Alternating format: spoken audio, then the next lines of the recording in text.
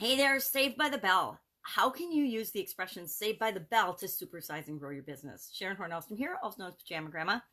Today we're going to talk about the expression saved by the bell.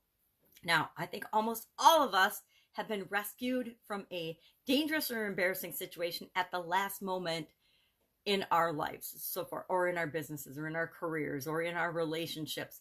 There are so many examples of us being rescued or saved at the last minute, which is what this by the mid 20th century, that's what this expression was transitioned to meaning. Anytime there was a happy or surprising or good outcome to a difficult or embarrassing situation, any kind of a rescue or any kind of an interruption of a challenging situation, that's what this expression came to mean. It, of course, originated from the boxing field or the world of boxing, when a boxer would be getting pummeled and the bell would ring and the boxer would get a little break, a little reprieve. So instead of the fight being over, there was a chance that the fight could continue because the boxer got a little break in the action.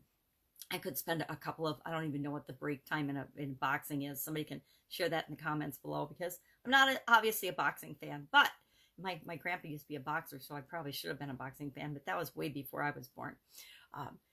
So whenever there's a rescue or a situation that resolves itself at the last minute. Now, I can think of so many examples of this in my life and in my career and in my businesses. But how do we apply this to our businesses? Well, the best way is to solve problems for our customers. If we can solve customers for our ideal clients, and we can get them solutions that are easy for them, and if we can give them great experiences, that is an example of saving them. It may not be at the last minute rescue, but it's saving them and helping them. And if it's the time they need it, then it is the last minute for them, right? So it is a rescue for them. So the best we can do for our customers and our clients is to continually and repeatedly provide solutions to their problems. Always be aware of what their problems are and their challenges, and be finding ways to make their lives easier, solve problems for them. Now, can you think of examples of being saved by the bell in your life? My 4-year-old granddaughter likes to watch a show called Mia and Me. And my best example of this, the one that first popped into my head, was there's a scene where this awkward young man or little boy named Vincent is supposed to kiss his friend Mia. And Mia, of course, flies off to the elf kingdom to do her own rescue. And in the meantime, the teacher then picks the mean girl, the bully girl, the most popular girl in school that this young man is supposed to kiss. And of course, at the very last minute, right when he's sweating and they're supposed to kiss, actually they're both sweating, the bell rings and the class is over and they're both saved by the bell. So often we have things like this happen in our business and in our life. I remember having to let go of a really, really bad and challenging customer client group in one of my businesses. And right as I had made that decision, an awesome new customer and client came on board. And so we were literally financially saved by the bell in that business. Other times I've had financing come through at the very last minute, or approval come through at the very last second for a project or for an addition or an expansion that we wanted to do that we thought we weren't going to get financing for, or we weren't going to be able to do because we didn't have the resources to do it at the time. And then all of a sudden at the last minute, we would find the resources. So we were saved by the bell and were able to complete that project. Of those projects, I guess it's happened more than once for me. Getting a new job after I'd lost a job felt like being saved by the bell, because it would be right as, the family was running out of resources and we were worried and we didn't know what we were going to do.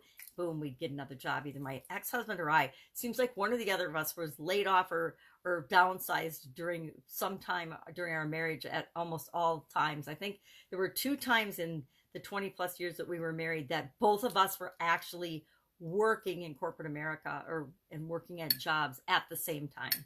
So it's kind of an interesting thing. I can't tell you how many times I was saved by my kids coming home or getting up when I was arguing with my ex-husband about something. Or we were just about to get in a big argument and then the kids would come in or something. Lots of personal situations where you're in a difficult situation or a challenging conversation, and someone would call or stop by or interrupt that because it wasn't the right time for that. That is definitely an example of being saved by the bell. I would love to know if you have any great Saved by the Bell stories, I would love to have you share those in the comments below. Or if you just say if you've ever been saved by the bell or saved at the last minute from a dangerous or an embarrassing situation. I don't go to very many dangerous places, kind of not my thing, but I definitely have been saved by the bell, you know, innumerable times in my life. And I suspect that if you think about it, if you think of it, you can probably think of great examples of that in your life too. Would love to hear those stories. Share in the comments below. Otherwise, just go out, serve your customers, take good care of them, solve their problems,